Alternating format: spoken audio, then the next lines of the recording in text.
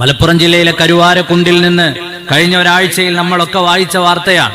16-കാരനായ ആൺ സുഹൃത്ത് 14 വയസ്സ് മാത്രമുള്ള ഒരു പെൺകുട്ടിയെ ലൈംഗികമായി പീഡിപ്പിക്കുകയും അവളുടെ ജഡം റെയിൽവേ ട്രാക്കിന് സമീപത്തു നിന്ന് കണ്ടെത്തുകയും ചെയ്തു. നമുക്കാർക്കും ഒരു അത്ഭുതമില്ല, ഒരു ഞെട്ടലില്ല. പഴയകാലത്ത് ഇത്തരം വാർത്തകൾ നമ്മൾ വായിച്ചിരുന്നത് യൂറോപ്പിൽ നിന്നോ അമേരിക്കയിൽ നിന്നോ ഒക്കെ ആയിരുന്നുവെങ്കിൽ ഇന്നിതാ നമ്മുടെ വിളിച്ചാൽ കേൾക്കുന്ന ദൂരത്ത് കിലോമീറ്ററുകൾക്കകലെ നാം ഈ വാർത്തകൾ വായിക്കുകയാണ്. നമ്മുടെ മക്കളുടെ കാര്യത്തിൽ ശ്രദ്ധ നഷ്ടപ്പെട്ടുപോയി. തന്റെ മകന്, തന്റെ മകൾക്ക്, പ്രായപൂർത്തിയായ മക്കൾക്ക് പ്രണയബന്ധങ്ങൾ ഉണ്ട് എന്നറിഞ്ഞാൽ ഇന്ന് രക്ഷകർത്താക്കൾക്ക് യാതൊരു കൂസലുമില്ല.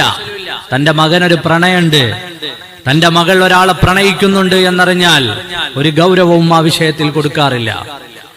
ആയിക്കോട്ടെ, നടന്നോട്ടെ, അവരുടെ ഇഷ്ടം പോലെ ജീവിച്ചോട്ടെ എന്ന സാഹചര്യത്തിലേക്ക് കാര്യങ്ങളെത്താൻ അതിന്റെ ബാക്കിയായി നമുക്ക് വായിക്കാനുള്ളതാണ് 16 വയസ്സുകാരൻ എന്ന് പറയുമ്പോൾ +1 പഠിക്കുന്ന വിദ്യാർത്ഥി, 14 വയസ്സുകാരി എന്ന് പറയുമ്പോൾ 9ാം ക്ലാസ്സുകാരിയായ മകൾ ക്രൂരമായ ബലാത്സംഗത്തിന് വിധേയമായി, ലൈംഗിക ചൂഷണത്തിന് വിധേയമായി കൊല്ലപ്പെട്ടു എന്ന വാർത്ത വായിക്കുമ്പോൾ ശരിക്കും നമ്മളൊക്കെ ആലോചിക്കേണ്ടതുണ്ട്.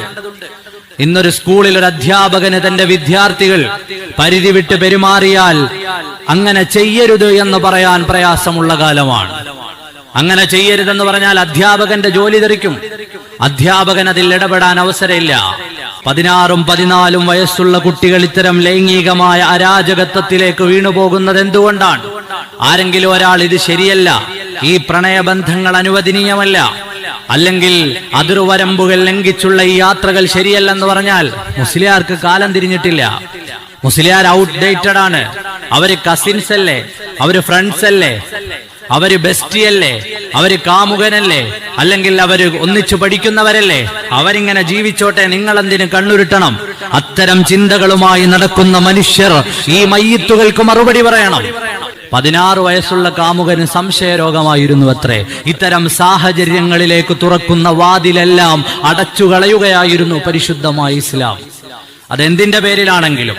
പക്ഷെ ഇന്നതൊക്കെ പറയാൻ ആളുകൾക്ക് ഭയമാണ്. പരസ്പരമുള്ള ഈ ബന്ധങ്ങൾ ഹറാമാണ് എന്ന് പറഞ്ഞു കൊടുക്കുമ്പോ അതിനെ നെവർ മൈൻഡ്, അത് നമ്മൾ സ്വീകരിക്കേണ്ടതല്ല. വീടിന്റെ ഉള്ളിൽ തന്റെ കുടുംബത്തിലെ എല്ലാ പുരുഷന്മാർക്കും, അല്ലെങ്കിൽ തന്റെ കുടുംബത്തിൽ അനുവദനീയമല്ലാത്ത പുരുഷന്മാർക്കൊക്കെയും അവസരം സൃഷ്ടിച്ചു കൊടുക്കുന്ന സാഹചര്യത്തിലേക്ക് വരുമ്പോ അള്ളാഹുവിന്റെ പരിശുദ്ധമായ ദീൻ ചില ബന്ധങ്ങളെ നിർണയിച്ചിട്ടുണ്ട്.